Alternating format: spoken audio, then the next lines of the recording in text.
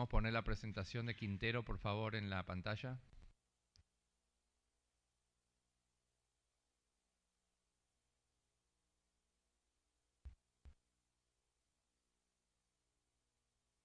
Espero que hayan aprovechado el almuerzo para hablarse entre ustedes, que quizás es la parte más importante del evento. No solamente escuchar a quienes presentan, sino conocerse, intercambiar ideas, proponernos desafíos, quejarnos de por qué no andan bien las cosas.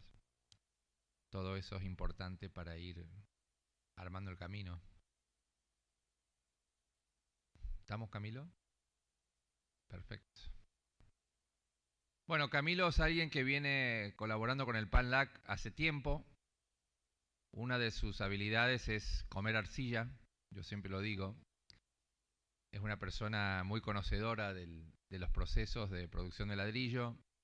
Recomiendo que si tienen interés en aprender sobre cómo se hacen estas cosas en otras partes del mundo, Camilo tiene mucha experiencia y bueno, siempre nos abre los ojos a distintas dinámicas del sector y oportunidades que vemos y nos ayuda a identificar algunas de las barreras tecnológicas de los procesos que vemos en cada país. Y bueno, Camilo, te doy la palabra. Buenas tardes, espero que después del almuerzo no sea muy ladrilludo hablar de arcillas en este momento que ya estamos un poco cansados. Tengo 30 minutos, vamos a intentar ser lo más concretos. Vamos a hablar un poquito de arcillas y siempre hemos enfocado nuestra charla a, a mostrarles a ustedes nuevas prácticas, nuevas tecnologías, pero esta vez decidí variar. No vamos a hablar de nuevas tecnologías. Eh, allí las chicas de Argentina me dijeron, muy bonito, pero $8.000 es duro. Sí, tienen toda la razón. Muy bonito hablar de secado, pero es que un secadero puede valer en Colombia $80.000, $90.000. Un horno ni se diga, una extrusora ni se diga. Voy a tratar de enfocar esta charla a que entendamos conceptos básicos y qué podemos hacer con lo que tenemos, lo que me preguntabas vos. Bueno, yo tengo ciertas cosas, ¿qué puedo hacer con eso? ¿Cómo mejoro con lo que tengo? Generalmente hay que hacer inversiones, pero ¿qué hago yo para hacer inversiones mínimas que me puedan llevar a mejorar? O lo que preguntabas vos es, tengo un terreno de 106 hectáreas para los hijos, nietos, bisnietos y demás, pero como yo sé que esa arcilla es buena, y como yo sí esa arcilla que antes venía usando y ahorita tengo una nueva, ¿cómo la debo mezclar? ¿Qué debo hacer? Les insisto, hablar de arcillas es hablar de un mundo, voy a intentar ser lo más concreto. Si queda faltando algo, Augusto me lo complementa y vamos a empezar. Entonces, comúnmente hablamos de la calidad del producto terminado y casi siempre decimos que depende casi exclusivamente del horno. Pero resulta que no, podemos hacer ciertas cosas, ciertos movimientos dentro de nuestro proceso productivo para lograr llegar a mejorar. Entonces la calidad del producto terminado no solo depende del horno, depende de cómo mezcle la arcilla, de que yo conozca el comportamiento individual de cada arcilla, de que yo sepa cómo la debo extraer, homogenizar, dejar un tiempo en reposo, que nosotros en Colombia le decimos maduración, no sé aquí, y de cómo lleva a cabo el secado y posteriormente la cocción. Lamentable o afortunadamente el horno es nuestro juez, es el que nos dice si nuestra labor estuvo bien hecha o mal hecha. Pero cuando las piezas andan en el horno decimos fallamos en el horno. Y puede ser que tenemos errores atrás, pero como él es el juez, siempre decimos el horno es el culpable, tengo un mal horno, hice una mala quema y terminamos echándole la culpa al hornero diciendo el hornero que tengo no sabe quemar, se durmió, no estaba atento. Claro, en el horno, comúnmente en Colombia decimos que tenemos un pirojo, o sea, un pirómetro de ojo. Decimos, ese naranja es de 900, pero está más clarito, entonces es de 960 y no controlamos, no medimos. Pero independientemente de eso, digamos que podemos hacer cosas y podemos llegar a medir ciertas variables de una forma sencilla, económica, y nos ayuda a conocer bien nuestras arcillas. Aquí tengo una imagen en la que vemos un horno muy bonito. No está pasando allí.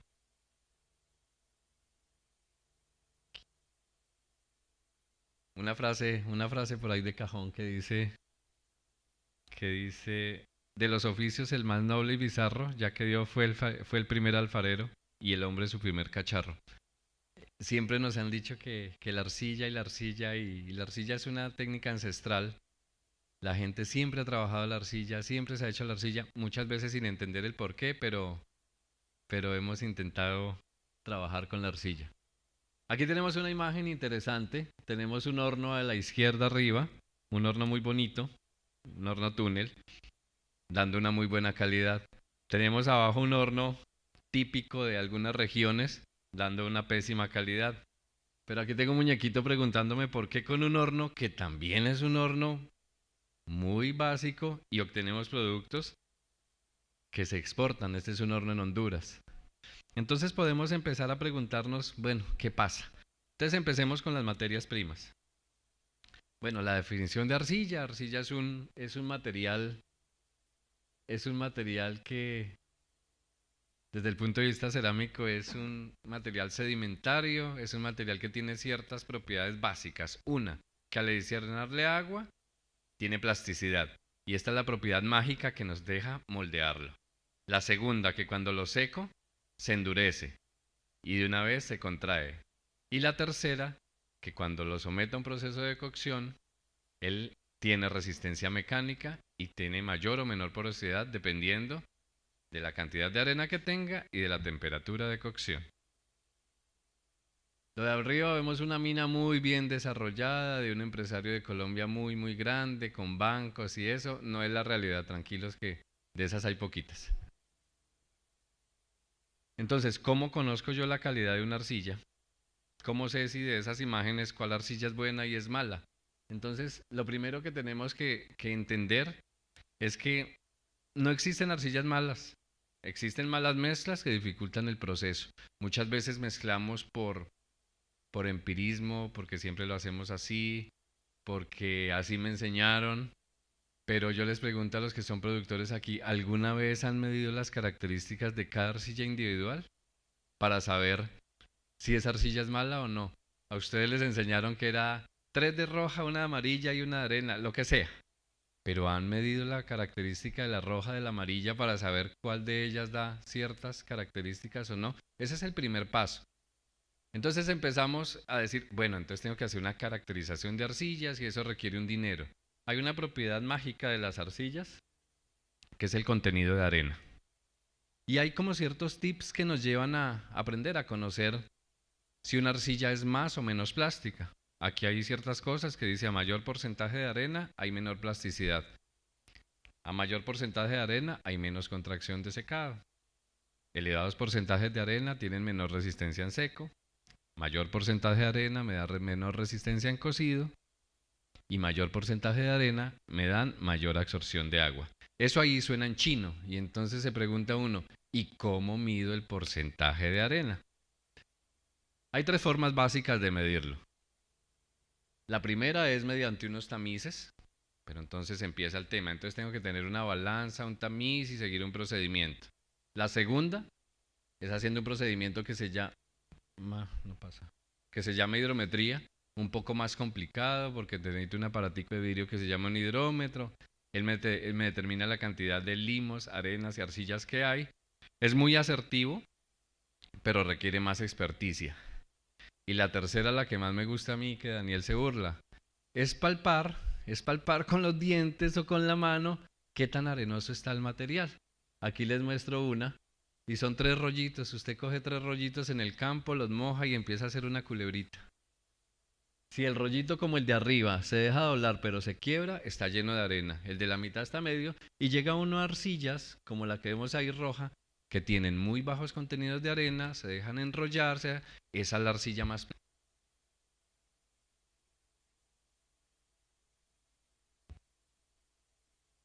Y ahora, ¿cómo determinamos la contracción de secado? Básicamente la contracción de secado lo que nos mide es una relación entre el tamaño original en el que hicimos la pieza y el tamaño final cuando la pieza está seca. O la contracción de cocido, una de las dos es igual. Entonces, ¿qué es lo que hacemos? Yo no sé si aquí ustedes producen con, ¿cómo le dicen? ¿Gavera? Con los moldes, pues, si lo hacen a mano. Entonces se mide el tamaño inicial de la pieza, echan la gavera, se deja secar y después se mide ese tamaño final con un flexómetro, con un metro. Se hace esta relación longitud inicial menos longitud final sobre longitud inicial y se multiplica por 100. Esa es la contracción. ¿Pero para qué me sirve ese número? Contracciones de secado de las arcillas que sean superiores al 8%, casi fijo que se van a fisurar. Entonces ya con eso yo tengo un dato en el que voy a decir, oiga, tengo la contracción de secado elevadísima, tengo que bajarlo. ¿Y cómo lo bajamos? Haciendo adiciones paulatinas de arena, o de chamote, o de un material que tengan grueso. Esa es la forma de ir llevando la pasta a niveles que yo quiero. La gente que tiene plantas grandes, industriales y tienen secaderos rápidos, no podemos tener contracciones superiores al 6% porque vamos a tener fija roturas. Entonces es una medida que ustedes pueden hacer muy fácil con un flexómetro midiendo las dimensiones del material seco, del material inicial o de la gavera o si es con máquina la longitud de corte inicial menos el secado o lo cocido y ya nos da una idea.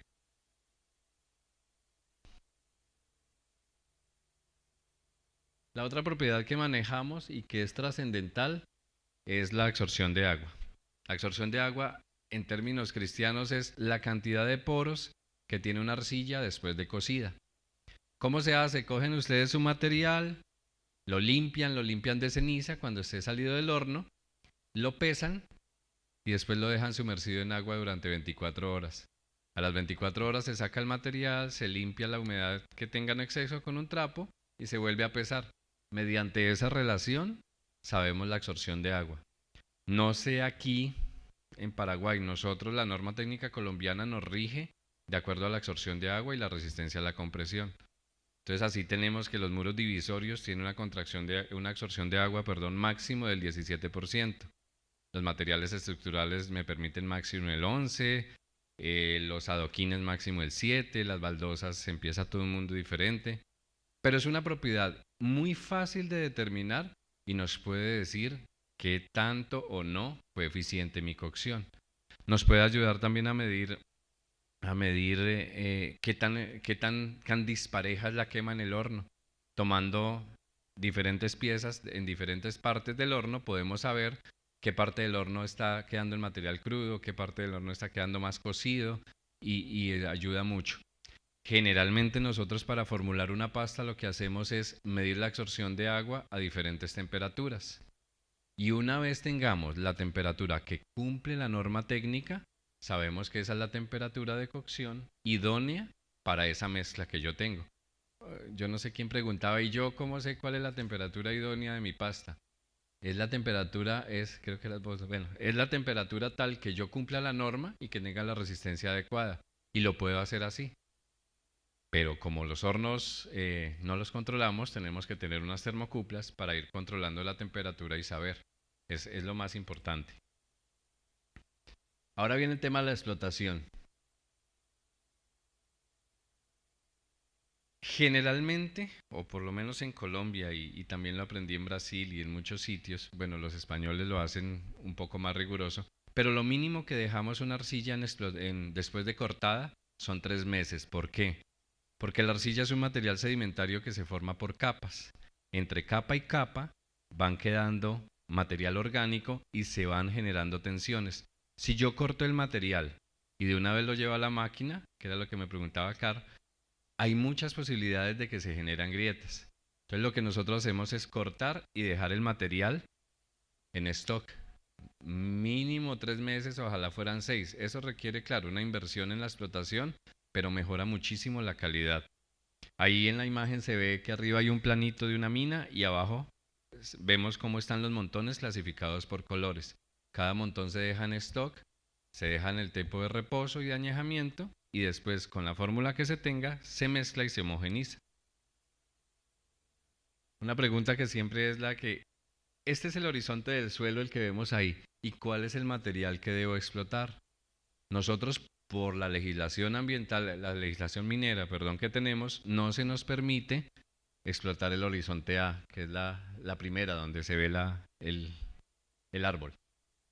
Pero más allá de que se permitiera o no, estos materiales, aunque generan buena plasticidad, tienen la desventaja que tienen una elevada contracción de secado. Es decir, si ustedes fabrican un ladrillo con muchísima porción de tierra negra, la contracción de secado va a ser alta y las probabilidades de que haya fisuras es muy elevada y generalmente van a tener muchas mermas. Algunas veces no se ven en el secado, pero en la cocción, como hay materia orgánica, mucha materia orgánica, el ladrillo se puede reventar también.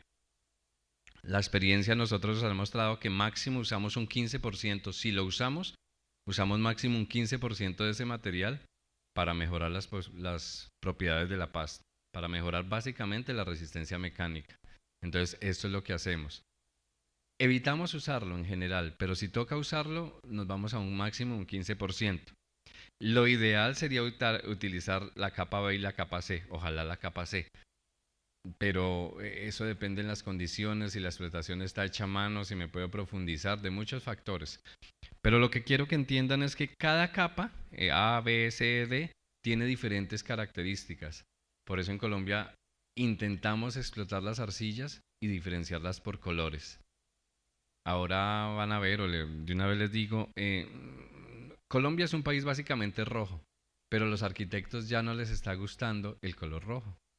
Entonces estamos empezando a desarrollar ladrillos de colores, ladrillos cafés, ladrillos beige, ladrillos grises, ya cocidos. Lo logramos algunas veces con arcillas, una mezcla de arcillas y aditivos químicos, pero eso es lo que está en boga y eso, aparte de que es la moda de los arquitectos, tiene muchísimo valor agregado. Un ladrillo rojo vale 350 pesos, un ladrillo café vale 980 pesos. Casi que se triplica el valor solo por cambiar el tono en cocción. Entonces eso es lo que está primando. Otra buena práctica es que cuando yo no tengo molienda y no tengo la posibilidad de tener un molino de martillos o eso, y si la arcilla se deja cernir, se puede hacer esta práctica que es tamizar, sacar los granos gruesos y eso mejora la calidad superficial y evita algunas fisuras por las diferencias de tamaños. Insisto, se puede hacer sí, solo sí, cuando la arcilla es seca. Si la arcilla es húmeda, pues no hay nada que hacer. Aquí vemos en las imágenes unas formas. Digamos que la que está en la mitad, que se ve el cobertizo metálico, sería el ideal. Pero si yo no tengo el dinero para un cobertizo metálico, ¿qué hacemos? Lo que hacemos es cubrir las arcillas, como ven ahí, con plásticos. ¿Por qué? Porque si yo le cambio la humedad a la arcilla, es decir, hoy hace sol y hoy preparo unos ladrillos, tiene una contracción de secado del 6-7%. Pero si mañana llueve y hago el mismo ladrillo en el mismo molde, me puede dar la contracción del 10 y seguramente se fisura. La contracción de secado depende de la humedad de la arcilla. Entonces esta es una buena práctica que la llevamos a cabo y es tapando el material con plásticos cuando no se dispone de una ramada. Obviamente, perdón, aquí les muestro, obviamente arriba se ve la máquina homogenizando cuando se tiene la posibilidad de tener una retroexcavadora homogenizando el material. Ahora vamos al secado. Yo considero que el secado es una de las etapas más difíciles del proceso cerámico. La formación es relativamente fácil, pero secar es la parte más crítica, porque yo debo conocer cuál es ese punto donde puedo destapar el material, dejar que le dé viento directo, dejar que le dé el sol y no se fisura. Ese punto se llama el punto crítico.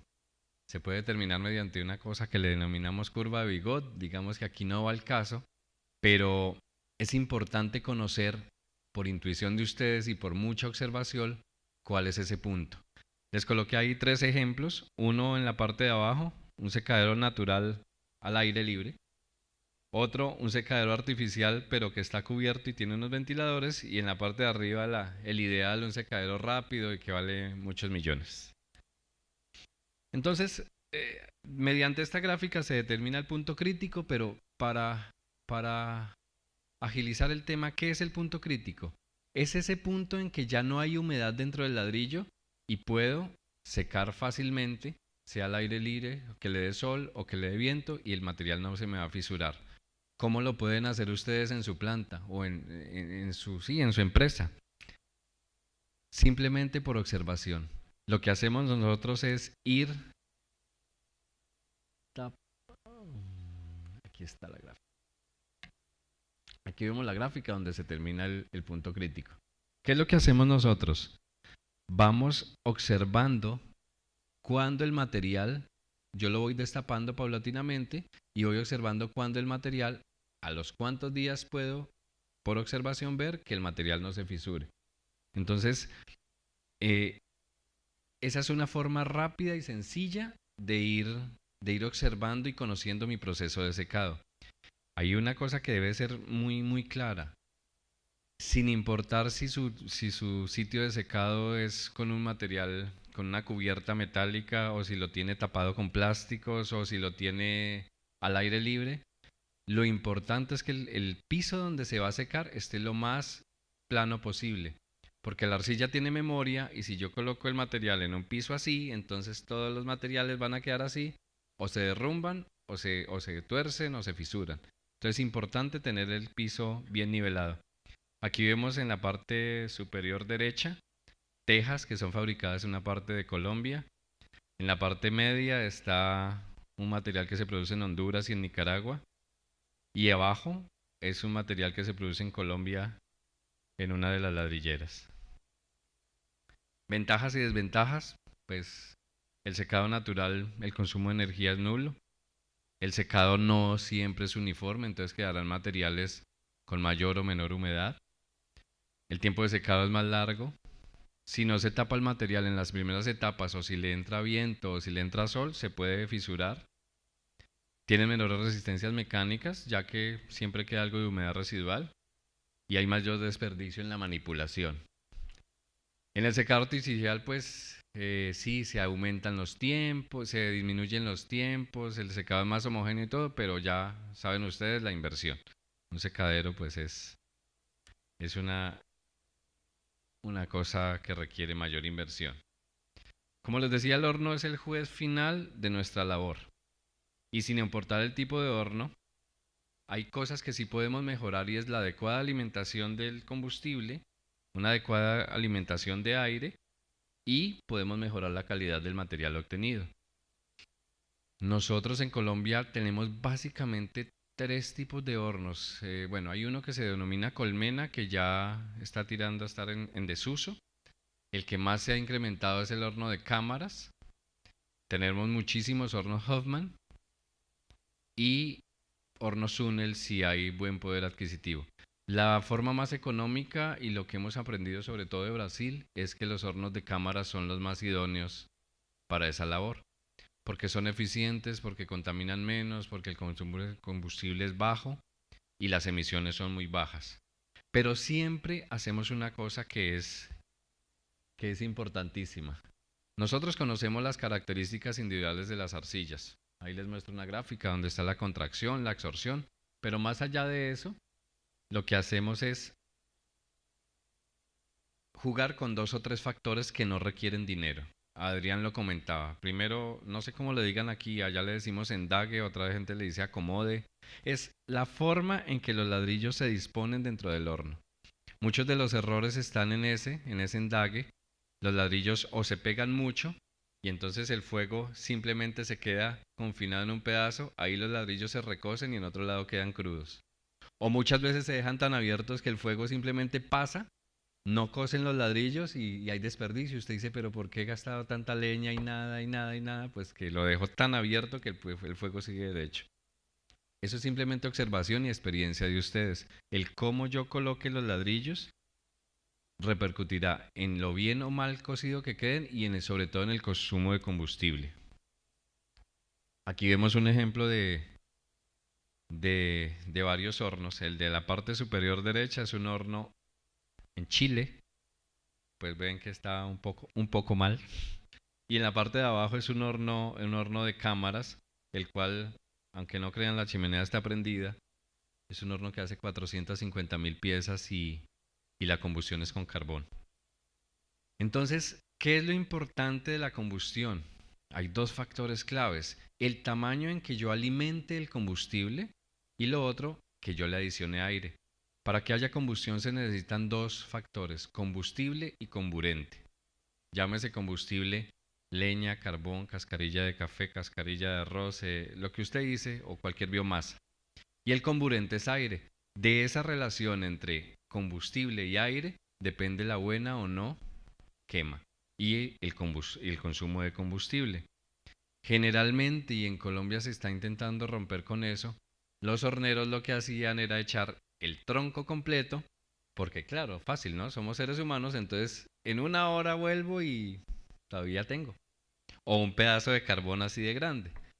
Cuando usted hace eso, la combustión es lenta, pero no quema bien. Entonces es cuando usted ve los hornos por las chimeneas botando humo negro, negro, porque la combustión está desbalanceada. Intentamos adicionar el combustible en un tamaño medio, medio a fino, con la cantidad de aire adecuada.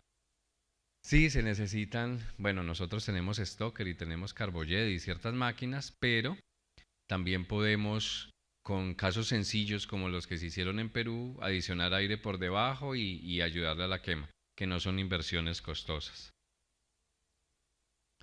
Y por último, para no pasarme, les tengo aquí unas cosas pues que hacen los productores nuestros, y es cómo puedo adquirir un bloque de calidad. ¿Qué yo le debo mirar a un bloque para saber que es de buena calidad o no? Lo primero son los tamaños. Cuando usted le ofrecen un producto que mide 30 centímetros, 32, 28, 30, usted ya sabe o que la mezcla no estuvo homogénea o que la cocción tiene problemas y el horno está muy deshomogénea la quema.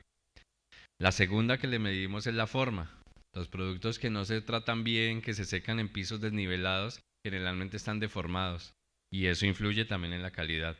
Yo no sé aquí, en Colombia la gente por un bloque torcido ya lo considera de segunda y se paga menos de la mitad, entonces se cuida mucho la forma.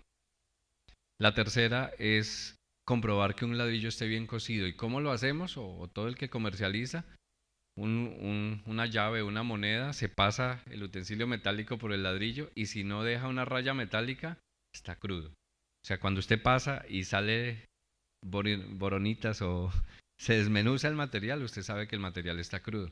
Es otra forma que tenemos de pagar o no por un buen ladrillo. El tema de fisuras, pues eso es obvio, si el material está fisurado o agrietado, ya lo consideran de segunda.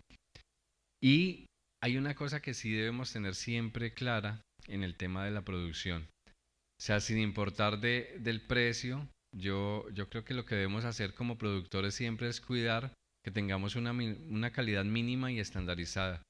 Tenemos que intentar dentro de lo posible siempre medir, y medir en los hornos, tratar de conocer un poquito más las arcillas, tener una mezcla idónea para llegar a un producto que cumpla con la normatividad.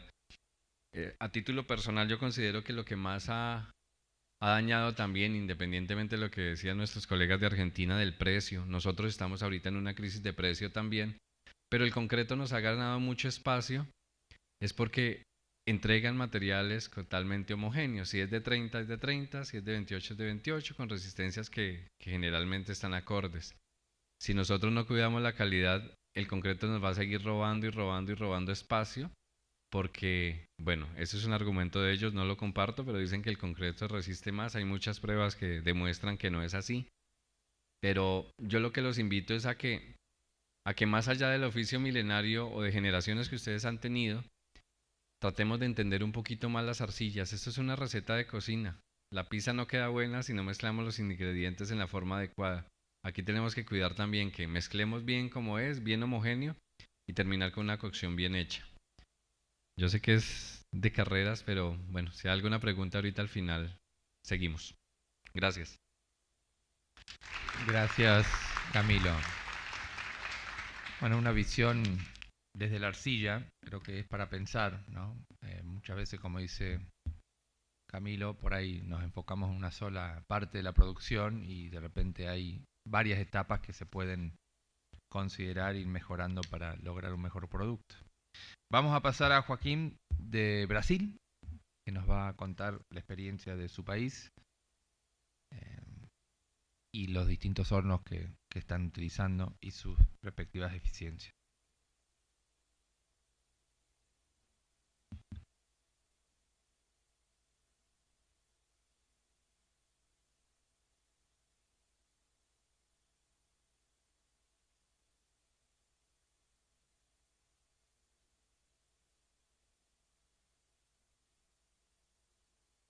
¿No está? Así. Buenas tardes a todos. Me gustaría de agradecer la invitación por parte de PANLAC, por parte de Suicicontra, por parte de los órgãos de Paraguay.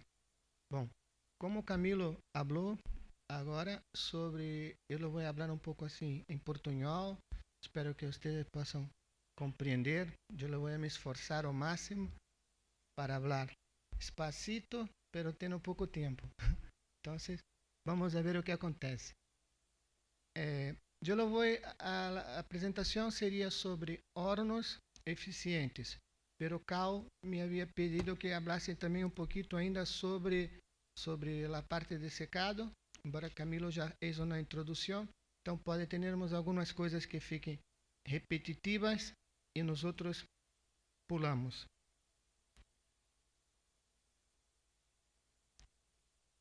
Bom, meu nome é Joaquim Augusto, trabalho no Instituto Nacional de Tecnologia de Brasil, é um órgão do Ministério de Ciência e Tecnologia, e lá nós temos várias áreas, como áreas de materiais, áreas de química, energia, e eu trabalho em área de energia, que é uma área que ha feito alguns trabalhos com o setor de cerâmica roja nos últimos anos. A questão das boas práticas são um conjunto de ações e de ferramentas que utilizamos para melhorar o processo de eficiência de produção. Então, se pode ter melhor qualidade das peças cerâmicas, se pode ter um maior cuidado e um maior cumprimento das exigências ambientais, se adotamos medidas de boas práticas. E também podemos... eu lo passei, não? Não passei, mas tudo bem. Também podemos economizar energia, né? Tornar o processo energeticamente mais econômico. Então, as etapas que Camilo falou, a etapa de extração de argila, falou sobre a etapa de conformação, tudo isso está relacionado com o tratamento adequado que se deve dar para as argilhas, para fazer as misturas, tudo isto. E nós vamos aqui agora ver então essa parte da etapa do processo, a etapa do processamento térmico, que contempla a parte de secado e a parte de queima propriamente dita de los produtos. E quais são os problemas que temos? Temos desperdício de energia, né? Porque temos maiores custos com os combustíveis, produtos defeituosos, então temos perdas de produção, uma vez que não se cuida de forma correta do manuseio das argilhas, das composições. E temos também uma emissão de olhinho, de material particulado, se não se adotam boas práticas para a queima de combustível. E como podemos fazer para melhorar essas questões? Se pode adotar, então, as melhores práticas ou tecnologias mais eficientes e modernas. E, o melhor de tudo, as melhores práticas aliadas com as melhores tecnologias. Então, como teríamos melhores práticas? Controle da uniformidade de secado, quando temos um secado artificial, não?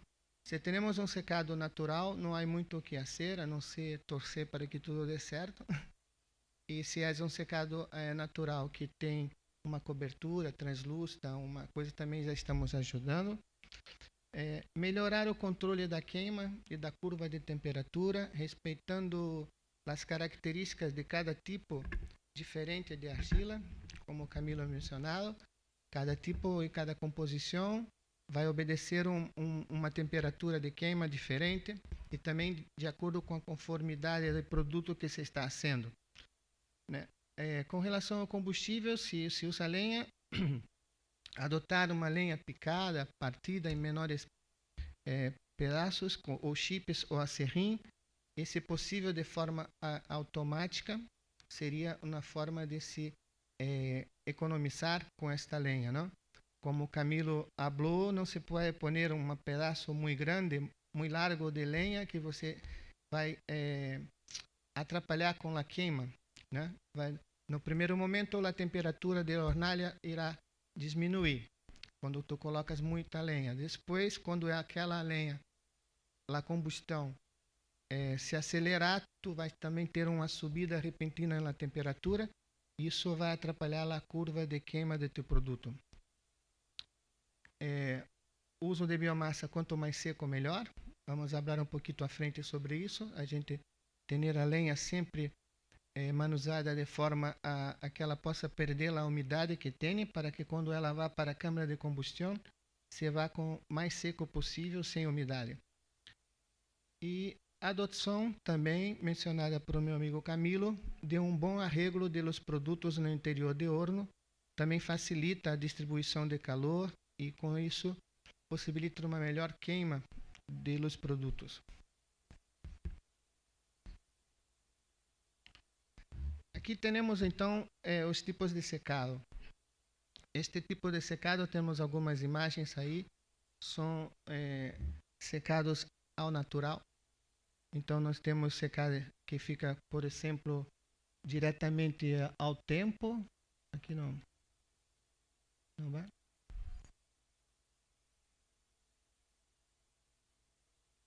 Bom, não sei. Mas pela imagem abaixo podemos ver as telhas dispostas ao tempo, sem nenhum tipo de cobertura. Temos alguns secados desses naturais com algumas coberturas improvisadas, como esta segunda imagem, como a primeira, onde se é colocada uma palha. E temos já com galpões. Esses galpões com telhas translúcidas ou uma cobertura plástica, né, para aproveitar a iluminação do sol e tem que permitir uma corrente de ar. Então, quais são os pontos positivos de um secador do processo natural? O grande ponto positivo é que não há um custo, né? Não tem custo com combustível. Se aproveita das condições favoráveis do clima. Há determinados lugares em que isso é absolutamente perfeito, porque se tem muito sol e tem uma boa corrente de ar, se pode fazer uma boa secagem, desde que se deixe também a superfície onde se apoia as peças, como mencionou Camilo, bem homogênea, para que não haja um empenho das peças. E quais são os pontos negativos? O tempo, porque leva muito mais tempo. Você não tem uma uniformidade de secagem por todas as peças, porque depende das condições que ela está sendo submetida. E não há como controlar. E afeta a qualidade do produto, porque justamente se seca mais de um lado do que do outro, teremos um problema na hora da queima. Então, é o tipo de secador artificial. Então, são como uma espécie de túneis, onde você vai passar as peças por uns carros, e essas peças são submetidas a uma temperatura, e tem uns ventiladores, exaustores, que vão puxar este ar, que vai levar com ele a umidade da peça. Os pontos positivos são que você vai requerer menos tempo para secar o produto, então ele tem uma maior produtividade. As perdas de peças também vão se reduzir, né? Então os produtos terão uma melhor qualidade. Os pontos negativos é o custo, porque temos um custo para a construção do equipo de secado, mas o custo também para o seu mantenimento e funcionamento, que ele tem que gerar o calor, né? E exige a compra de alguns equipamentos para que você possa fazer o controle da curva de secagem, né? Não basta ter o secador, mas tem que fazer umas medições para ver como está funcionando e chegar à melhor curva para cada processo. Aqui são algumas fotos, algumas imagens mais, que como vocês já viram, de secado ao ar livre, em galpões. Aqui temos os secadores artificiais. algunos tipos. Aqui temos uns com os ventiladores viajantes que vão fazendo com que a umidade seja carregada para fora do secador. E este é o secador rápido. Camilo também ha colocado em sua apresentação. É um secador que está empezando ahorita agora, e tivemos a oportunidade de ver um em Colômbia semana passada, já vi alguns também no Brasil. Então, esse secador, ele tem uma vantagem, que ele é mais rápido, promete uma secagem cerca de 1 hora ou 2, está secando as peças, mas tem que ter cuidado também. É um bom equipamento, mas que tem que ser bem manuseado, porque senão também não se pode acelerar a secagem de uma forma que não seja benéfica. Bom, esta é uma curva de secagem, apenas coloquei para ilustrar que a secagem precisa de um tempo. Então, tu tens que ir aumentando gradativamente sua temperatura e gradativamente o teor de umidade também vai caindo e as curvas se cruzam. Entendeste? Então, essa é apenas para que vocês tenham em mente isto, que não se pode secar muito rápido, nem se pode secar muito lentamente. Tem que respeitar o tempo. E uma vez as peças secadas, também não se pode pôr ao tempo novamente, porque senão elas vão adquirir novamente umidade. Então, é preciso que se vá para o horno, para fazer a queima. Bom, agora falando de combustão, quais seriam as boas práticas para a combustão? A combustão é uma etapa importante do processo, não? Então, temos que fazer sempre um controle da entrada de ar na câmara de combustão, né? Haciendo esse controle, se evita a formação de monóxido de carbono ou de olín. Não se pode pôr muita quantidade de lenha de uma só vez na câmara, né? Porque aí vamos ter uma queima incompleta. Você estará ponendo muito combustível que não estará sendo queimado e com isso não estará aproveitando todo o calor que poderia aproveitar. A utilização de lenha com pouca umidade já havíamos falado. E também o tamanho da lenha, também já havíamos falado anteriormente, que quanto menorzinho, assim, tamanho pequenos, podemos fazer uma alimentação automática de queima mais rápida.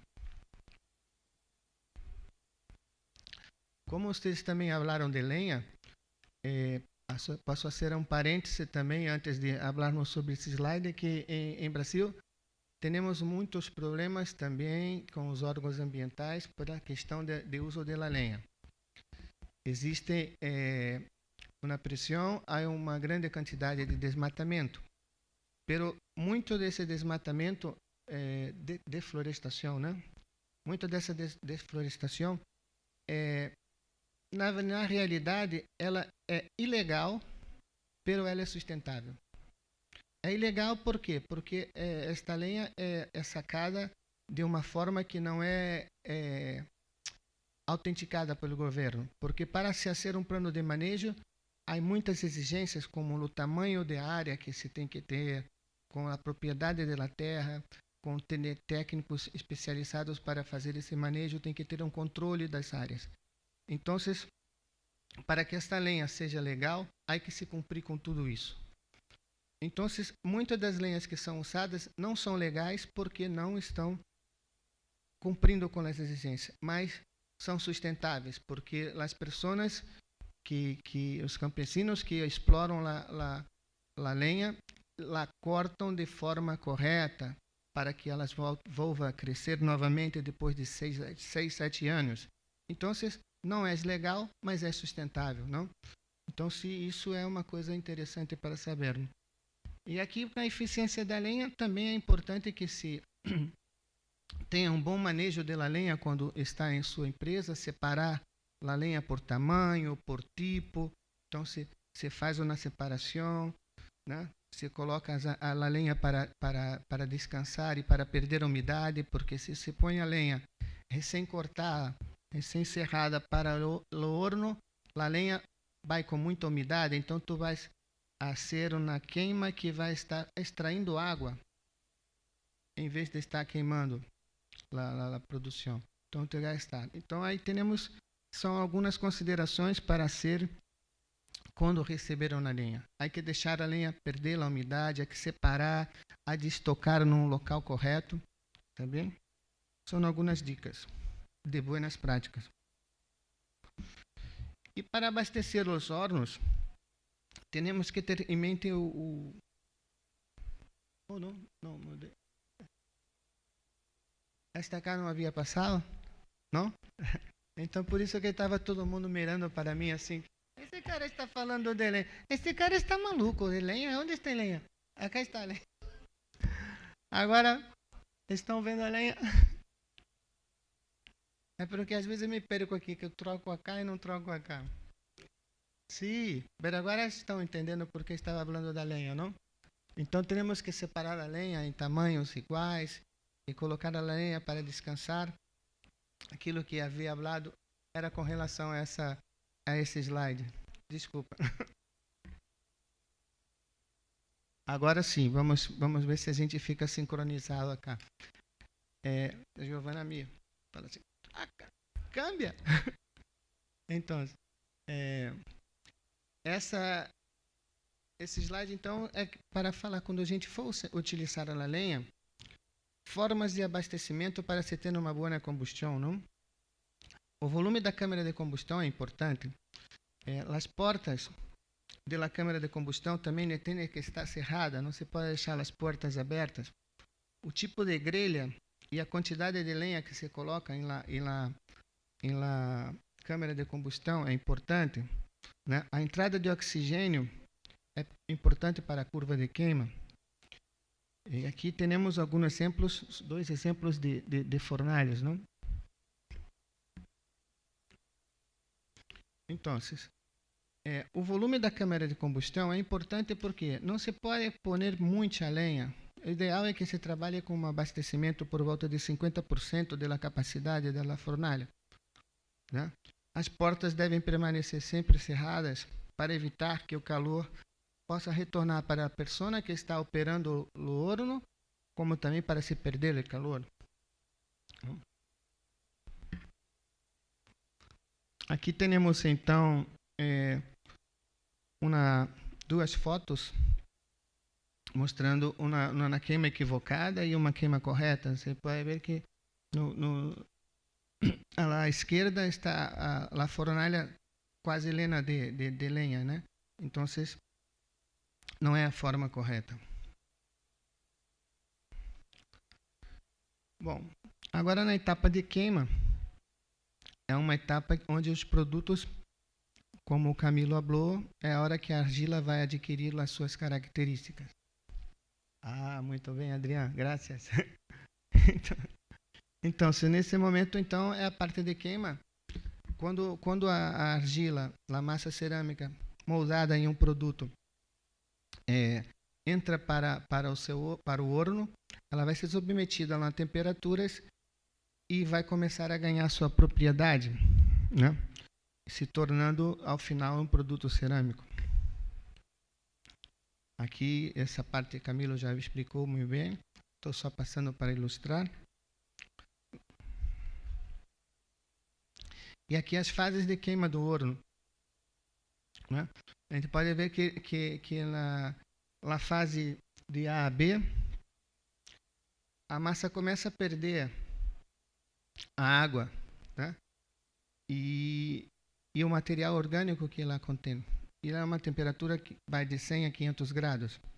Depois entramos na fase BC, onde se começa a empezar a sinterização. E aí podemos chegar a temperaturas até de 900 graus. Depois, é importante que esta temperatura se permaneça durante um patamar para que, então, toda a transformação da matéria-prima seja realizada. E aí, então, o produto sinterizado. E neste momento é que muitos dos hornos não atendem às condições, ou atendem em determinada parte da carga e outra não. Então, temos produtos buenos e produtos ainda não buenos. E esses produtos não buenos, por quê? Porque não estão prontos. Não foram sinterizados durante o tempo necessário e com a temperatura necessária para ser um produto final acabado. Depois teremos a fase CD, onde se começa então a diminuir e depois a temperatura tem que ir sendo baixada aos poucos. Aqui apenas um exemplo para controle, né? Mesma coisa, temos a curva e aqui um sistema de monitoramento que se coloca no horno para que você possa acompanhar justamente acompanhar a queima e acompanhar a curva.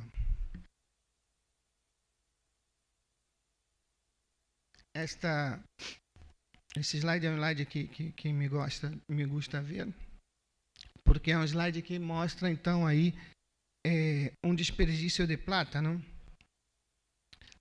Ao lado direito temos excesso de combustível que não está sendo queimado, e não, nós vamos vendo esse humus negro, esse é combustível que está saindo. E do lado esquerdo,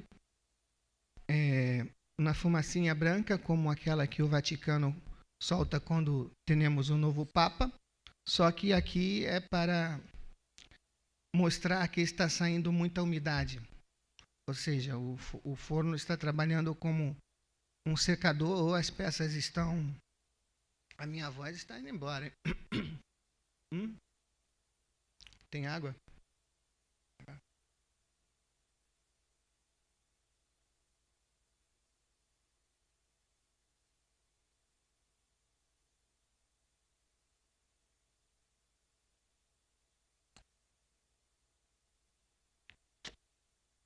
Melhorou.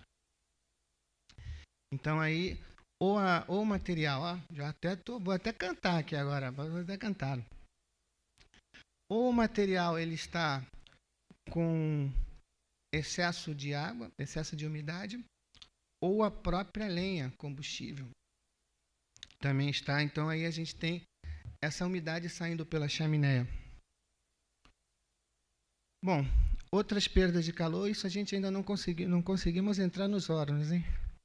Outras perdas de calor acontecem, por exemplo, em las portas de los hornos, em las paredes, né? Perda nos gases de saída da chaminé, perdas no processo de resfriamento. E para melhorar a saída de perdida na hora de abastecimento do horno, canalizar os gases de combustão para... Tá demais, né? Canalizar os gases de combustão para aproveitamento no secador ou aproveitamento para aquecer o próprio ar de combustão. Bom, então aqui nós temos um exemplo de um sistema de recuperação de calor entre dois fornos Bovedas. Então, enquanto um forno está queimando, os gases estão sendo aproveitados para pré-aquecer a carga de um outro forno que vai entrar em operação mais à frente. E, por fim, nas buenas práticas, temos um exemplo do arreglo de peças no interior do forno. Aqui nós temos um exemplo de um forno caipira, sendo utilizados para a produção de telhas. As telhas estão arrumadas aqui na figura da esquerda de formas compactas, então com uma dificuldade de passagem dos gases quentes. Então foi proposta uma rearrumação com a criação de uma espécie de chaminés internas com as próprias terras para ser uma melhor distribuição. E com isso se aumentou a eficiência de queima do horno, porque peças que ficavam não sinterizadas totalmente passou a ter uma maior sinterização das peças.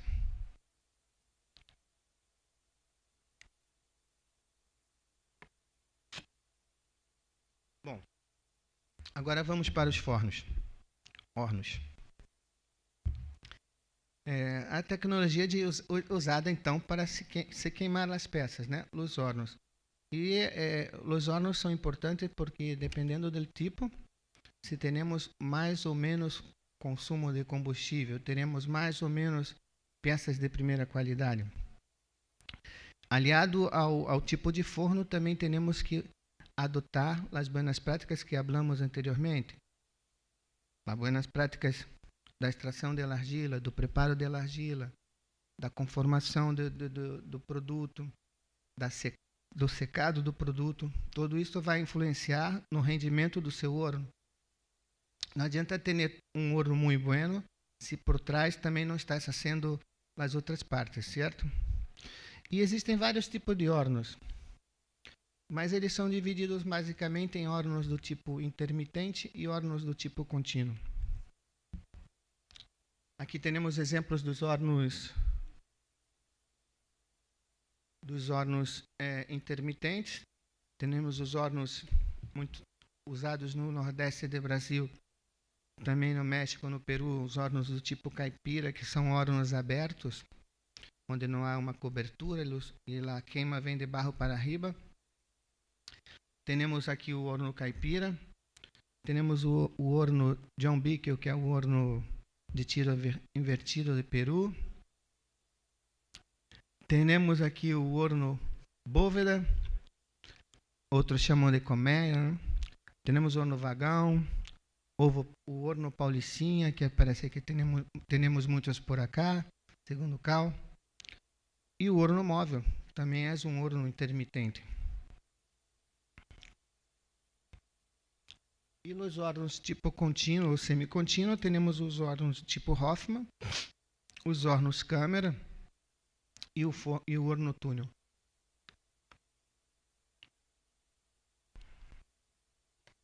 Bom, qual é a participação dos hornos nos custos? No Brasil, a parte de combustíveis representa quase 30% do custo.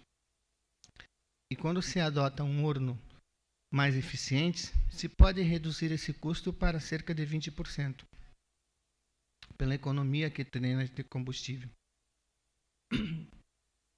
Com esta economia que se tem de combustível, aliada também a uma melhora na qualidade dos produtos, uma vez que um horno mais eficiente lhe vai dar produtos de melhores qualidades, estes ganhos podem ajudar a apoiar para se pagar o investimento, a inversão feita no novo horno. Serve de incentivo, não? Uma motivação. Então, são as vantagens econômicas que se tem com o câmbio de horno. E podemos chegar ao caso de alguns exemplos que tivemos de implementação de horno sedã, que é um horno câmara, em que se conseguiu quase 50% de redução do consumo de combustível.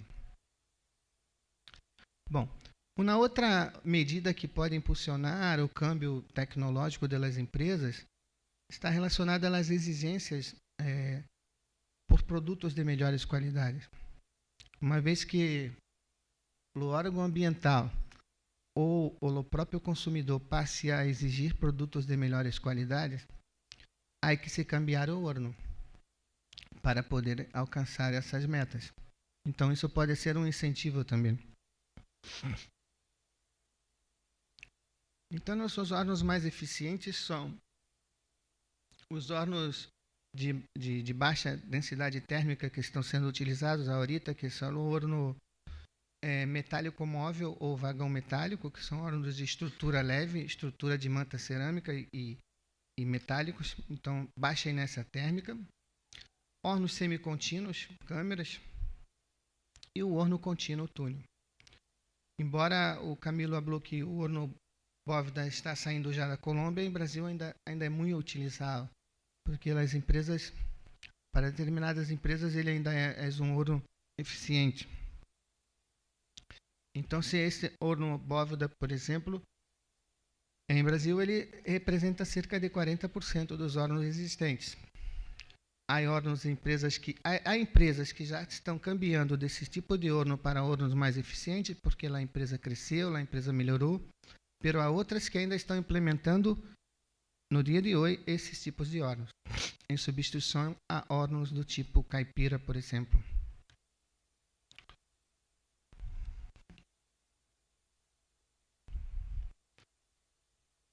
Bom, aqui são muitas características técnicas dos hornos, como tamanho, diâmetro, produção. Isso a gente vai como os slides vão ficar aí com vocês podem consultar para não ficar cansativo repetindo a capacidade, o tamanho de todos os órgãos. Os benefícios e limitações de cada um temos aí. Temos uns vídeos sobre esses órgãos que tentamos passar ali, mas não deu certo. Mas eu também vou deixar disponibilizado os vídeos que explicam a operação de cada um desse tipo de órgão. E também tem na rede Ladrilheiras. Também vamos pôr aí vocês podem entrar na rede Ladrilheiras e lá vocês vão ver os vídeos que explicam como se opera cada tipo de órgão. Este é o órgão metálico móvel de fibra cerâmica, né? É um vídeo interessante que temos nesse órgão. Ele se move enquanto a carga se queda parada, né? E ele tem duas bases, porque precisa dos crivos, precisa dos dutos para o bom funcionamento. É um forno que pesou ao Brasil cerca de 5 anos ou 6. Já se tem cerca de 70, 80 anos desse funcionamento.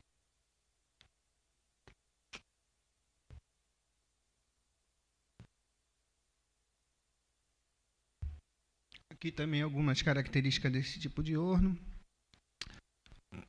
Aqui teremos como ele funciona. Você pode ver o crivo. Vocês têm os dutos de ligação, que é a parte que a gente não vê, que fica para baixo da terra, para fazer a sucção de gases. Entendeu?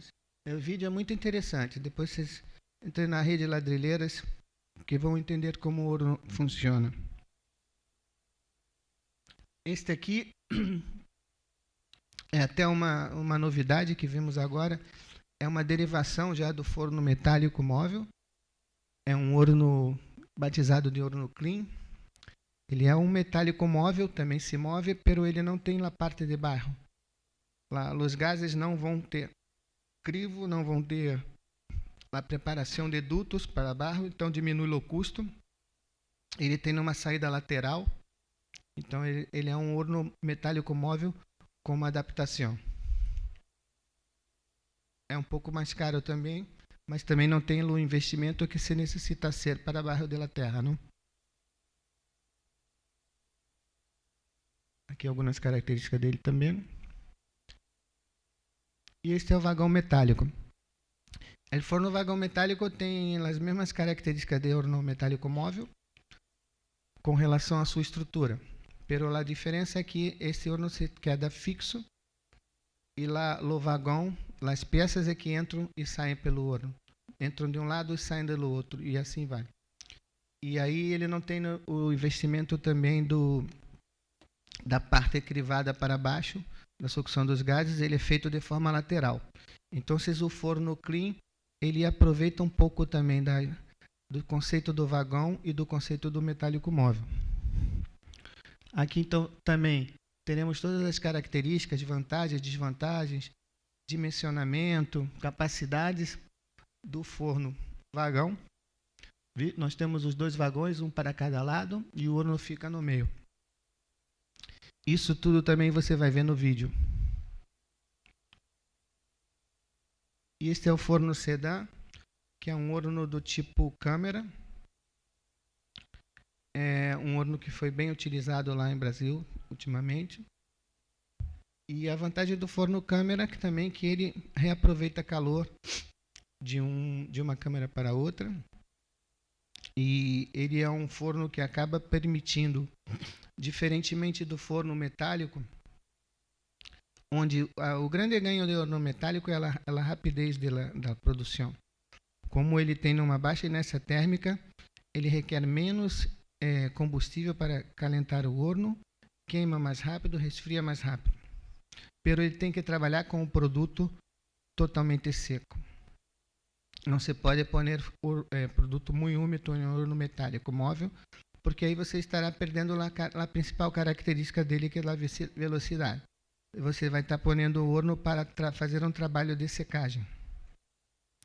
Já um forno tipo câmera, ele já te permite, não é o ideal, mas você já poderia trabalhar com um produto que ainda não estivesse totalmente seco, porque os próprios gases de queima de uma câmara vão ajudando a pré-aquecer a câmara seguinte, então vão ajudando a ser um trabalho de secagem. Essa é uma grande vantagem.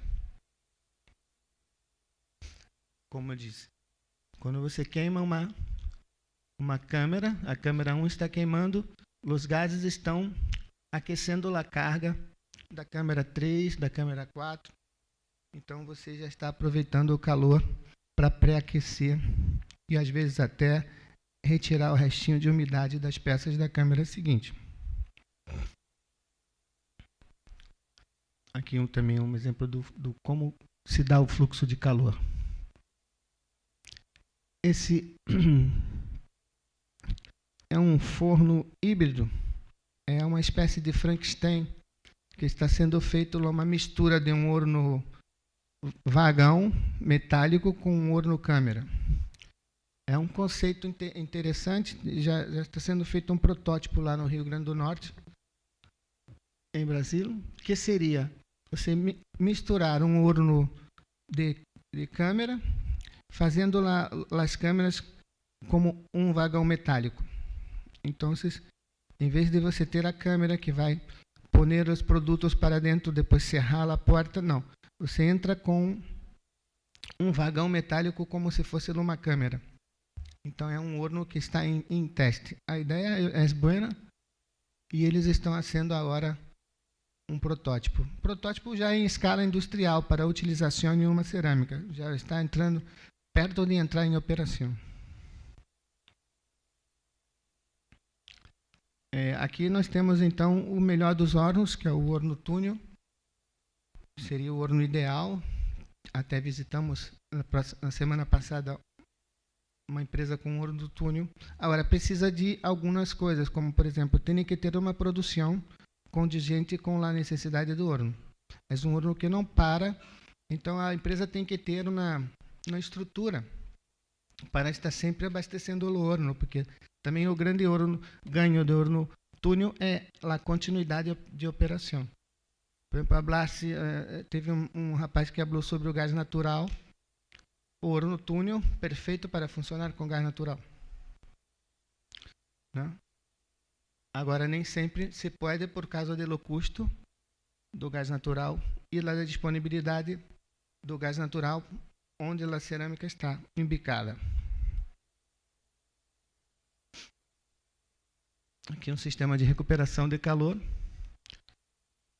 E aqui um horno do tipo túnel a rolo. Então, se as peças vêm com rolito, então não se tem numa vagoneta passando. Acho que para não ficar muito cansativo, eu vou entrar já aqui nessa questão. Vou passar para vocês um exemplo na região de Brasil, no Seridó, onde tivemos a oportunidade de trabalhar com o Projeto Ela. Então, nesta região, tem cerca de 100 empresas. A produção média de cada empresa por volta de 640 mil peças. Né? Então, são 100 empresas distribuídas por cerca de 11 ou 12 cidades, com uma predominância na cidade de Parelhas, onde nosso amigo Adriano praticamente quase virou alcalde.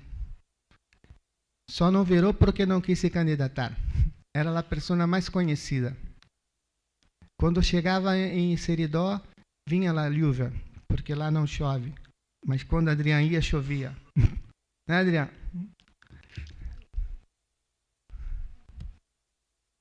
Então, o que acontecia?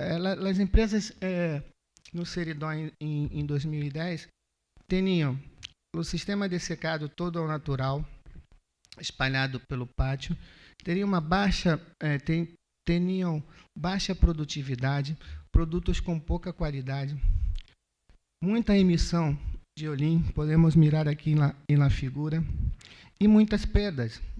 Miram cá quantas perdas, porque o ouro não trabalhava bem, os hornos não produziam peças de primeira qualidade, eram peças de segunda e de terceira. Aqui temos os hornos, eram cerca de 400 hornos desse tipo. Hornos com uma produção aproximada de 30 mil peças por queima, um consumo de 2 metros estéreos. Estou andando rápido, estou acabando. Então,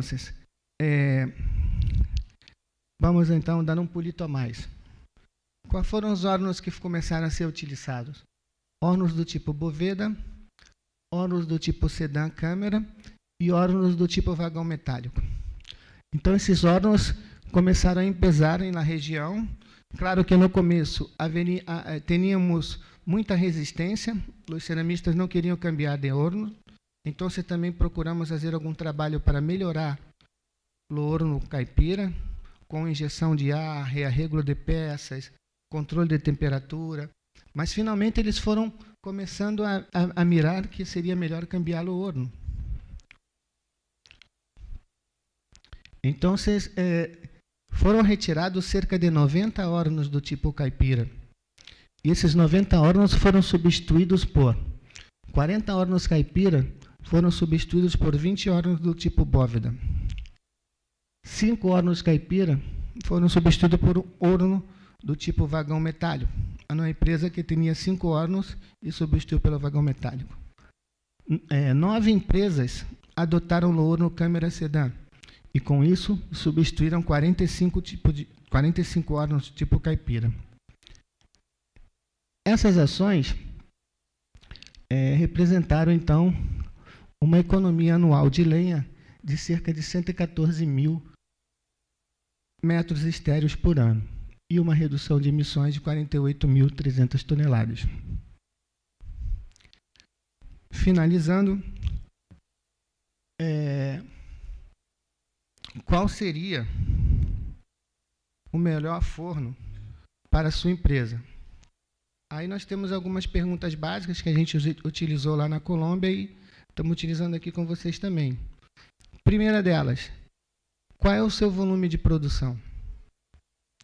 Você precisa saber qual é o seu volume de produção para ter ideia de que forno você vai querer utilizar. Se você vai melhorar o seu ou se você vai partir para um outro. É importante saber qual é o seu volume de produção. Outra, quais os produtos que você fabrica? Alguns fornos são bons para uns produtos e ruins para o outro. Por exemplo, o forno Hoffman, ele não é um forno bom para fabricação de terras. Outra pergunta, a empresa tem algum plano para aumentar sua produção no futuro? Se tem, também tem que pensar que tipo de forno vai escolher. Uma outra pergunta diz respeito à flexibilidade dos seus funcionários. Eles são fáceis de compreender câmbios? Eles vão apoiar a sua mudança? A outra seria, existe área disponível em sua empresa para uma mudança, para um câmbio de horno? Porque o horno novo vai existir na área para a construção do horno, de um galpão, muitas vezes de um tipo de secado. E a última pergunta, qual é a capacidade que a empresa tem para investir, sem comprometer o fluxo de caixa,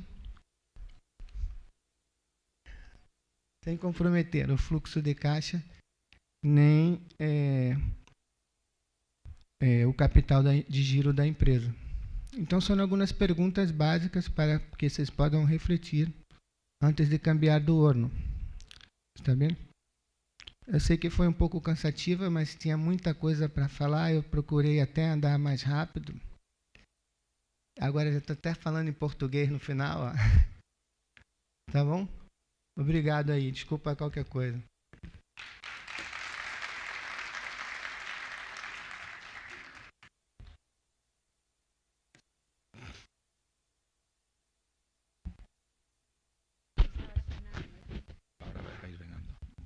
Muchas gracias, Joaquín.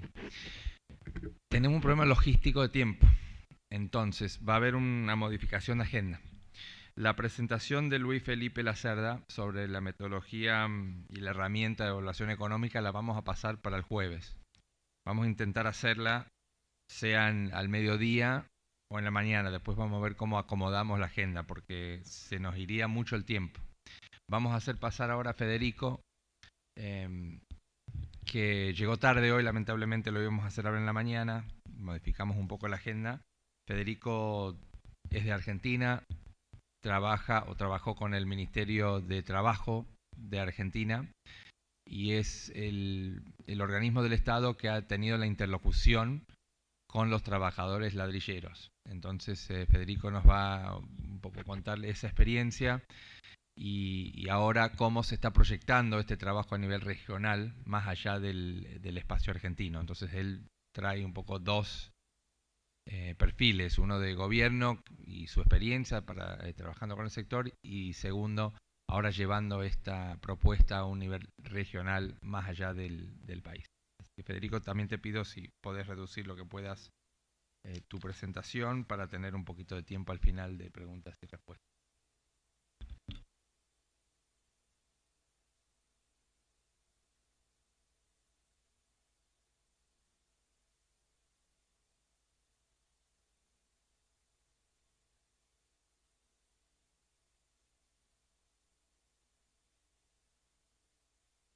Ahí está. Bueno, buenas tardes.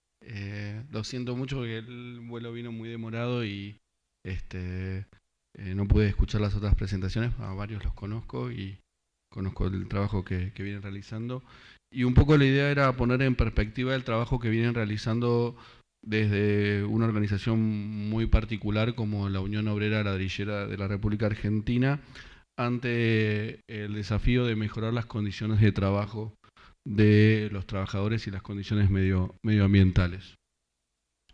Nosotros, cuando empezamos a trabajar la problemática del sector, lo primero que observamos es que, por lo menos en la Argentina, había fundamentalmente se había mantenido inalterado el proceso de trabajo. Eso era sumamente importante para ver cómo intervenir y qué cambios empezar a desarrollar. Tanto la mezcla como el moldeo y corte, el secado y la cocción se mantenían fundamentalmente casi en sus diferentes instancias, ¿no? Ahí queríamos compartir algunas imágenes, tanto de la mezcla a caballo, ¿no? Con una rueda mecánica de diferentes formas, puede ser traccionada por un tractor o por motores, ¿no? Hay algunos importantes desarrollos en el respecto. El mismo tractor con una mezcladora en el pisadero. En la Argentina este círculo de barro se llama pisadero. Y nos interesa empezar también a reflejar las condiciones de trabajo de los trabajadores que intervienen tanto en el moldeo y corte. Estas carretillas pesan por lo menos 140 kilos, son trasladadas cientos de metros por día y implica un esfuerzo destacado a nivel ergonómico. Entonces vemos cómo estas imágenes que vamos pasando, las pasé bastante rápido. Acá seguimos con el corte. Acá a ver. Acá, como decía Camilo, creo, ya vemos una instalación, una infraestructura mayor. Este es un horno muy grande en la localidad de Florencio Varela, con tinglados que permiten que los hornos los ladrillos no se mojen. Y aquí también, como definieron los compañeros, en el sector de la economía popular, de los trabajadores independientes, de los trabajadores que se empiezan a asociar en cooperativas, también al aire libre, ¿no? Vemos la tarea, ¿no?, de colocación de los ladrillos.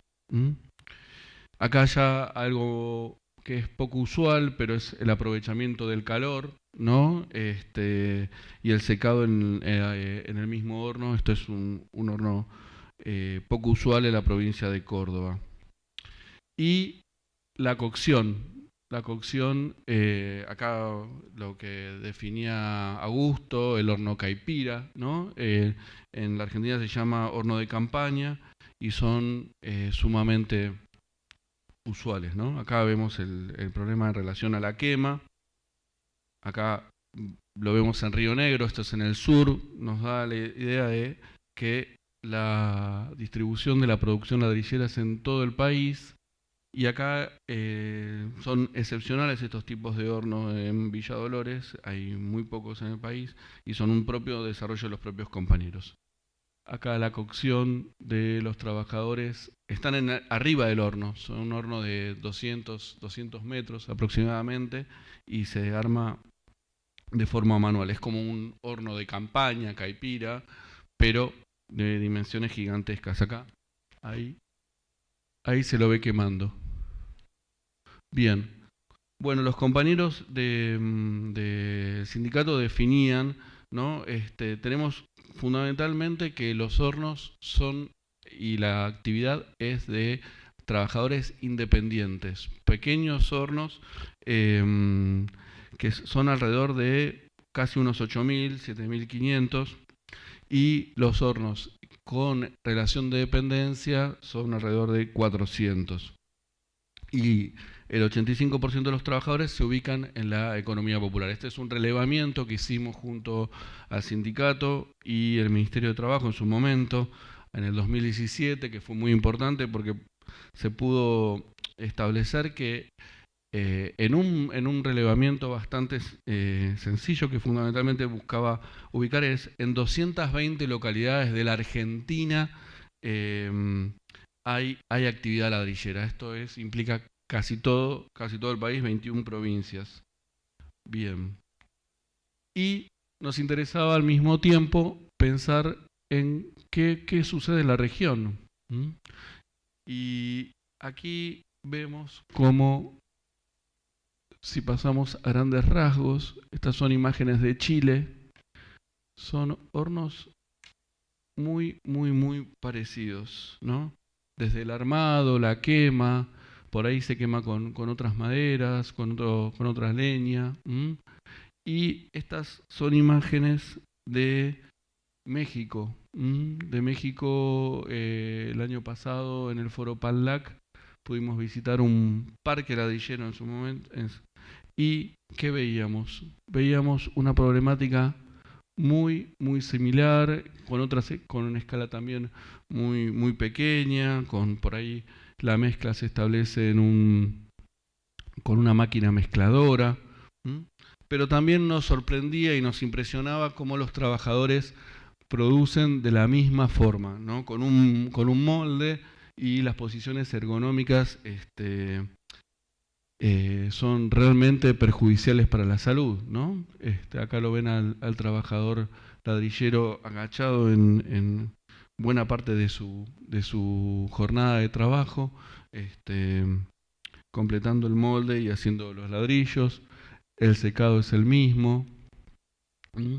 Y después veíamos las dificultades o los problemas medioambientales en relación a la quema, ¿no? En zonas tan distantes como Chile o México, la Argentina, la problemática es la misma. Entonces, retomando de los estudios de la CCAC, ¿no? Que nos dan un panorama muy importante, donde la actividad es una actividad invisibilizada, marginada, donde hay alrededor de unos 40.000 establecimientos ladrilleros y con una presencia muy importante en Brasil y Argentina, también Bolivia y México, pero también con una presencia fuerte en el resto de la región, y alrededor de 150.000 puestos de trabajo directos, ¿no? Nos interesaba ver cómo esa magnitud de producción que tiene una importancia fundamentalmente en Brasil y México, y después en otros países, acá no están las cifras de Argentina, es una problemática regional, ¿no? Esto nos interesaba destacar, ¿no? Donde se veía el problema de la baja eficiencia energética, la informalidad, la dificultad de acceder al crédito y la inexistencia de políticas públicas. En la Argentina, el cambio sustantivo, digamos, aparece con la organización de los trabajadores que le reclama políticas públicas y ahora lamentablemente tenemos que decir que esas políticas se han debilitado fuertemente, es decir, es la organización sindical que es la que promueve las diferentes iniciativas para mejorar la actividad y las condiciones de los trabajadores, ¿no? Y nos interesaba mucho retomar las conclusiones del último foro, digamos, porque esto vamos haciendo un proceso acumulativo de reflexiones, de balances. Entonces, veíamos que en el último foro, como reflexión final del informe, hay algo muy importante, digamos, en todos estos avances que también para nosotros fue muy, muy importante en encontrar todo el avance que se ha dado en resolverlo técnicamente, pero también técnicamente no aparece como una cuestión tan compleja. Aparece como una cuestión que incluso la marginación de estos sectores, uno de los grandes problemas es la falta de acceso a recursos para poder revertirlo y las políticas públicas es decisivo en esa intervención. Por eso, en algunos casos, la política pública incluso interviene en desmedro de los propios actores y de los propios, sujetos que intervienen, generando marginación cuando los hornos ha pasado en la Argentina que se han cerrado. La intervención medioambiental muchas veces lo que genera es el cierre del establecimiento sin contemplar que es una fuente de trabajo. Por eso es fundamental, digamos, no verlo únicamente desde un aspecto de nuevos reglamentos o las exigencias ambientales, sino avanzar en dar una solución y una propuesta donde esté contemplado tanto el medio ambiente como los aspectos sociales. En la Argentina el punto de partida, ¿no? Como retomando lo que planteaban desde los compañeros del sindicato, había un problema gravísimo que en los establecimientos ladrilleros había niveles de arbitrariedad total donde no se respetaban los derechos laborales. Un estudio muy importante de la Secretaría de Minería en el 2011 analizaba que el 85% de los trabajadores no tenía ningún tipo de derecho, no tenía derecho jubilatorio, de la seguridad social, bueno, no hablemos de vacaciones, no se respetaba el convenio colectivo. La intervención y la normalización del sindicato permitió rápidamente avanzar y un estudio que realizamos en su momento con la propia organización sindical, se determinó que ese no registro de los trabajadores había alcanzado al 35%. Se empezó a cumplir el convenio colectivo de trabajo, que son las normas y las pautas fundamentales que hacen a la regulación de las condiciones medioambientales.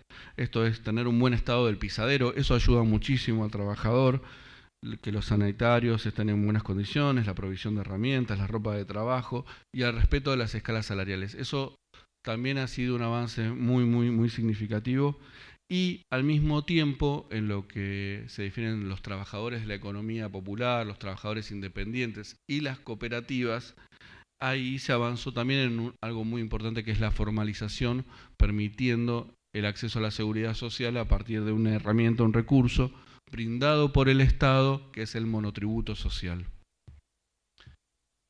Bien. Otro avance muy importante en relación a las condiciones de trabajo y uno de los problemas que uno, digamos, ve como problemática es el desarrollo de la tarea del corte, ¿no? Uno lo ve ergonómicamente y realmente hay muchas dificultades en toda la carga del peso. Los trabajadores hacen entre 1000 y hacen un promedio de 2000 ladrillos por día. Esos son hacer esa secuencia de movimientos donde el trabajador carga el molde, se agacha, ¿no? Unas 1000 veces, por lo menos. Y al mismo tiempo otro de los grandes problemas es que el trabajo, incluso en el convenio colectivo para los trabajadores asalariados, es a destajo, se paga por pieza, eso condiciona y aumenta los ritmos fuertemente, y el control, digamos, de la producción está en el mismo trabajo desarrollado porque el trabajador tiene que producir una gran cantidad de piezas y esto es un problema significativo a revertir. Entre las respuestas que aparecen, y esto es algo sumamente complejo, algunas empresas y algunas cooperativas de forma asociada han avanzado o avanzan en la utilización de máquinas cortadoras. Las ponen a prueba, ven, realmente esto es algo difícil porque a veces no se adecua bien a la tierra, pero van haciendo estas pruebas. Acá está el compañero de Misiones y las compañeras de la cooperativa Fátima, donde han hecho estas pruebas y de forma cooperativa se avanza y no deben hacer esa tarea tan rutinaria. Por otro lado, otra cuestión importante en relación a las condiciones de trabajo es la prueba de la utilización de guantes frente a las afecciones dérmicas, los cortes, los pinchazos de los trabajadores. La utilización de guantes ha sido exitosa en los puestos de las cooperativas y de la economía popular, donde los trabajadores en relación de dependencia, donde el salario depende del patrón, los trabajadores no han contemplado, digamos, les resulta incómodo y priorizan el ritmo de trabajo. También se ha avanzado o se ha hecho las pruebas con barbijo frente a las emisiones y esto realmente a los trabajadores no les cuesta mucho utilizarlas y va en desmedro de su ritmo de trabajo. Bueno, esto lo han comentado los compañeros, pero es algo muy importante que es la promoción de las cooperativas ladrilleras. Esto se hace también en cooperación con el Estado, con el Instituto Nacional de la Economía Solidaria, el INAES. Bueno, acá los compañeros han expuesto, pero todo avance no solo es en el proceso productivo, sino también algo muy importante que es la comercialización del producto. Poder acordar un valor entre las cooperativas en la negociación y la venta del producto implica mayores ingresos y no vender el trabajo a un costo que lo impone desde la comercialización. Y algo muy importante acá también es la diversificación de producto estimulada desde un espacio cooperativo, que es algo sumamente importante. Bueno, el desarrollo de los parques ladrilleros, que los compañeros creo que lo han comentado, es algo muy importante y acá también la política pública es decisiva. Esto es un acuerdo con la provincia de San Juan. Y lo fundamental es las condiciones de trabajo medioambientales y de salud de todos los que van a intervenir en el proceso productivo, que están contempladas fundamentalmente en cada instancia del proceso. Desde contemplar las arcillas, las canteras de las arcillas son habilitadas, el diseño del parque está contemplado con la provisión de las arcillas desde un comienzo y desde ahí está establecido. Esto es la asociación de 3 cooperativas donde van a trabajar 100 trabajadores ladrilleros de forma directa y se piensa que 150 más de forma indirecta. En la actualidad son 30 hornos que van a producir en conjunto y se van a transformar en uno solo. El pisadero avanza en una máquina moldeadora y se siguen utilizando las cortadoras y algo muy importante, que creo que los compañeros lo mencionaron, que es la utilización de un horno de tipo continuo a gas, que implica una disminución entre el 60 y el 70%. Bien, para ir cerrando, muy importante, también en articulación con el Estado se han desarrollado políticas de derechos en relación a la población migrante. Con la OIT se ha avanzado en un pasaporte ladrillero donde los trabajadores migrantes tienen acceso a conocer todos los derechos como habitantes argentinos. La política de prevención y erradicación del trabajo infantil, también en articulación con el Estado, ha podido mantenerse con una presencia muy fuerte de la organización sindical en los diferentes espacios gremiales y regionales. La política de salud, tanto a partir de la obra social y la promoción de promotores comunitarios, es también parte de las políticas contempladas por el sindicato. Las políticas de capacitación, tanto de formación profesional como de formación sindical, es también un desarrollo sumamente novedoso para un sindicato que tiene tan poco tiempo. Y diferentes políticas culturales y en derechos humanos. El lanzamiento del espacio de las mujeres ladrilleras también es sumamente valioso, porque las mujeres, al ser compartir el espacio de producción productivo y doméstico, colaboran y son parte fundamental de la producción diariamente. Bien. Otras políticas sociales y culturales, y para cerrar, los desafíos que tienen que ver con la dignificación. Estamos en un contexto sumamente complejo, donde hay una disminución de la producción, y respetar los derechos, hacer respetar los derechos, aparece como algo sumamente complejo. Los trabajadores y delegados sindicales plantean que los empleadores y sus patrones han empezado a respetar a sus trabajadores, y esto es fundamental. Y al mismo tiempo, como otro desafío, es el desarrollo de formas asociativas y cooperativas entre productores independientes. Ustedes han conocido a los compañeros. Y también otro enorme desafío es poder instalar como propuesta el desarrollo de parques ladrilleros donde se contemplen todas las condiciones de medio ambiente y salud de los trabajadores. Muchas gracias.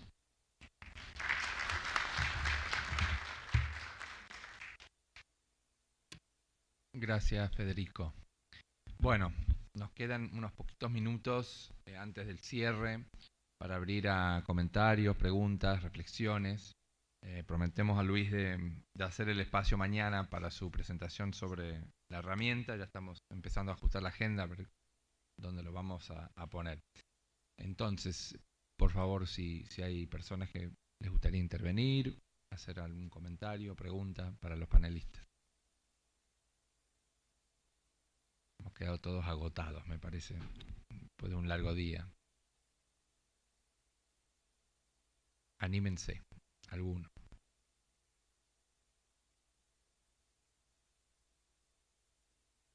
Una consulta, por favor, para el señor Camilo, si se puede. ¿A dónde? ¿Quién habló?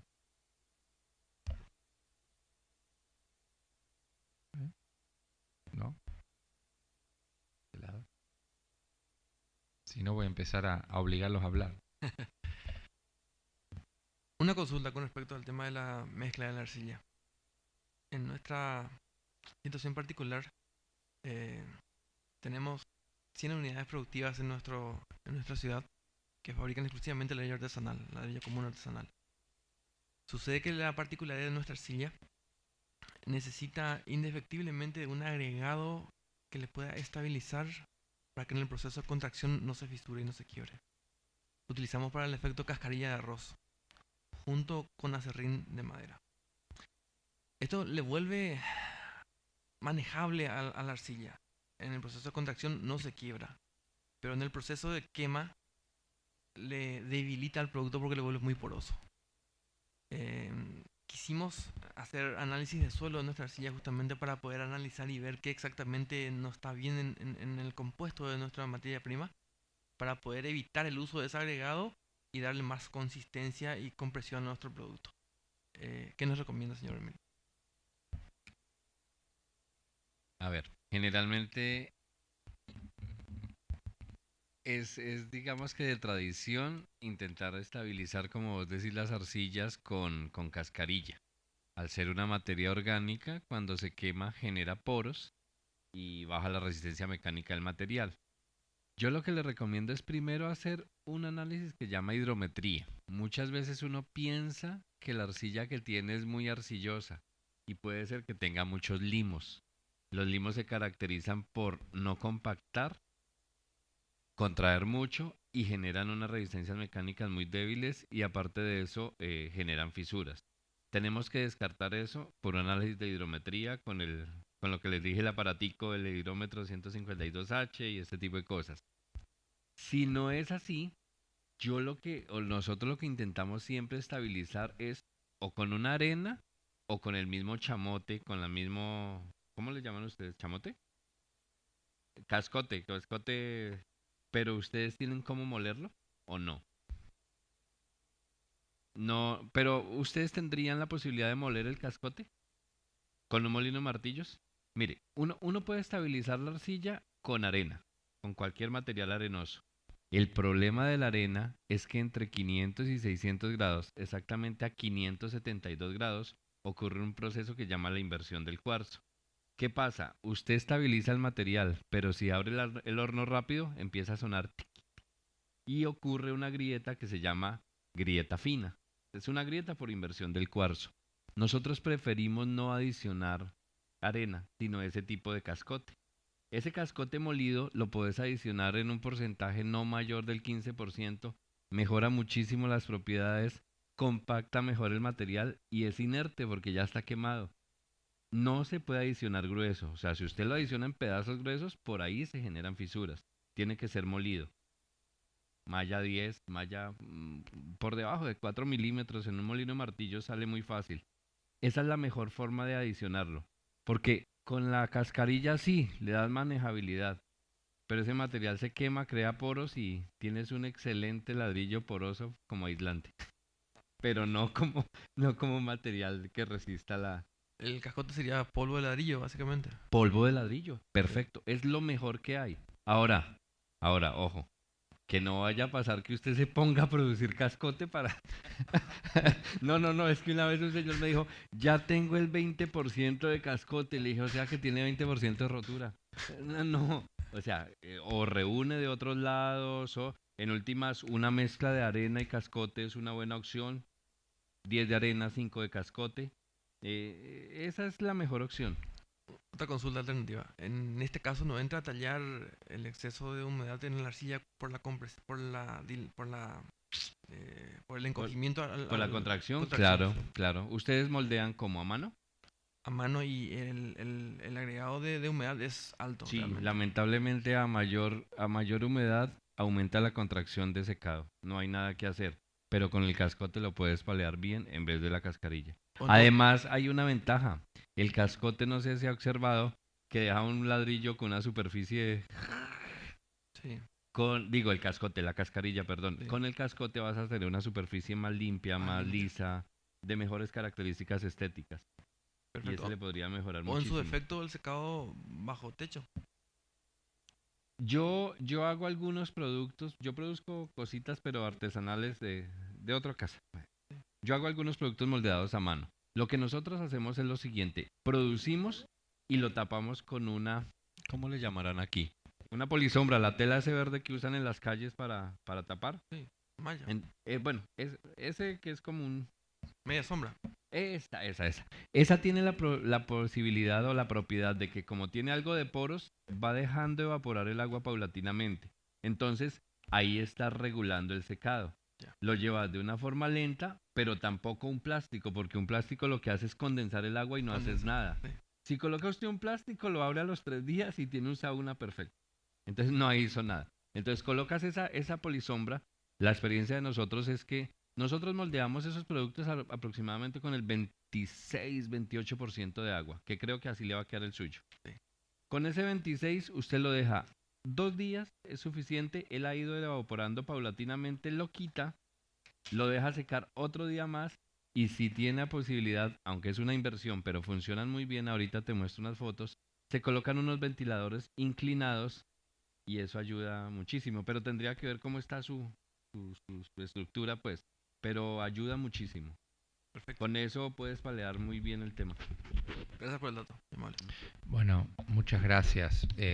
Ya estamos llegando al final del horario y les cuento que hay una transmisión en viva del evento y le vamos a dar el cierre en este momento, así que le vamos a dar la palabra al Ministerio de Ambiente de Paraguay, nuestro gran colaborador junto con Aderna, que ha hecho posible este evento. Así que por favor, Hilda Torres, si nos puedes llevar hacia la conclusión. Bueno, muchas gracias Daniel, gracias a todos ustedes, gracias al apoyo internacional que tuvimos y por supuesto a todos los productores porque estamos aprendiendo mucho más de todo de lo que sabemos, lo que tenemos. Es un lugar interesante para el intercambio de experiencias que creo que se logró, o sea, fue uno de los objetivos de nuestro taller y se logró creo que con creces. Y les agradezco a todos los internacionales, a Conaderna que nos hizo también, que hizo posible que esto se haga realidad. Entonces, muchas gracias, estamos tomando nota de todas las cosas las inquietudes que estamos teniendo, las percepciones que nosotros tenemos también con respecto al sector y por supuesto las enseñanzas que nos están dejando nuestros hermanos latinoamericanos en este tema. Muchísimas gracias y seguiremos participando mañana. Mañana nos espera también un recorrido para tener in situ cómo se está operando y los diferentes tipos de hornos. Nos gustaría estar en más lugares, pero el tiempo de todos nosotros es imposible. Entonces, estamos continuando mañana y pasado con las experiencias locales como estamos trabajando coordinadamente. Muchas gracias. Bueno, y solo una cuestión de logística, para mañana a las 7 de la mañana quienes van a participar en el recorrido, eso va a ser aquí afuera en las escaleras del Congreso, y el jueves por favor no se pierdan que llevamos la discusión a Paraguay, al nivel Paraguay, que va a ser también muy interesante. No sé si Liduvina tienes una última intervención. Quiero hacer dos acotaciones. El jueves vamos a tener la presencia de varias entidades financieras que van a venir a hablar sobre el aspecto más importante, que es el financiamiento que puede tener los proyectos o los emprendimientos que ustedes realizan, ¿verdad? Entonces, hemos coordinado la presencia de ellos para venir a hablar de los productos financieros que tienen. Así que sería muy bueno poder contar otra vez con todos ustedes, porque esa es la parte más importante. Ya sabemos la realidad, conocemos cuáles son nuestras debilidades y ahora lo que tenemos que buscar es cómo captar recursos para tener una mejora en la producción, ¿verdad? Y por otro lado, si ustedes quieren acceder a la transmisión de toda esta jornada, está en Senado TV Paraguay, donde va a estar disponible para cada una de las exposiciones que tuvimos hoy y las intervenciones, ¿verdad? Muchas gracias por la presencia a todos.